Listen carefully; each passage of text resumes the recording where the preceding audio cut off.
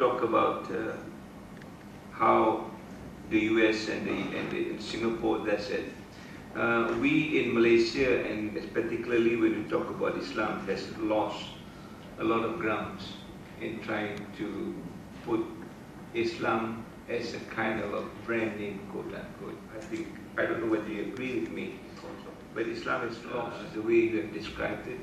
They have identified a lot of Chinese heritage to bring it to Singapore. And in fact, a book by Lee Kuan Yew called The Man Behind His Belief spells out that very clearly. They call it Sinicization in Singapore.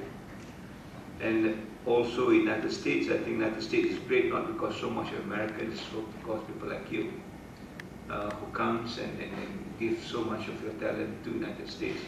There was one study that says out of 100 international students in the United States, the United States gained 62 patents out of them.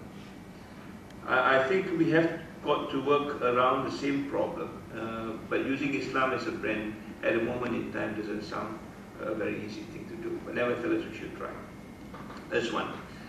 Secondly, when we talk about branding on a global stage, we tend to talk about, or at least the way I feel it, on a benchmark that is determined by somebody else.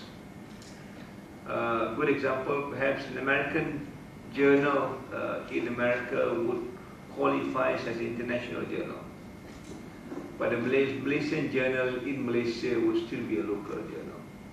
It is not an international journal as such. A question of when we talk about the criteria, very much so, these criteria are all set by somebody else, and we now try to fit into the criteria set by somebody else. I like your idea of having this institute for enhancing Islamic global competitiveness, and what I want to suggest is perhaps can we not reinvent a criteria that is more compatible to our part of the world and use that as a kind of a benchmarking before we even embark into the international kind of a benchmarking. When you ask a question whether how much Malaysia contribute to Malaysian culture, but I doubt that counts at all. I think the question people would ask, how much do Malaysia contribute to American culture? If we drink a kind of a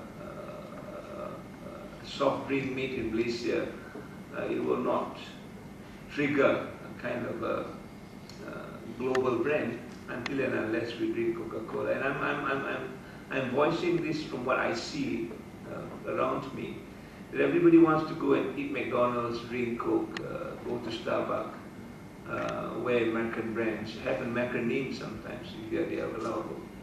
And therefore it marginalizes already from the start so many things that is of us in terms of heritage that you speak about. So those are the few things that I think that we need to address first before we even move to the whole idea of realigning our vision as much as what we have suggested. Maybe some of these comments you want to. House at National University of Singapore, and the way they are building its global brand is that they have handed it over to an American company, John Wiley, to publish it. The Harvard editorial board is Western academics.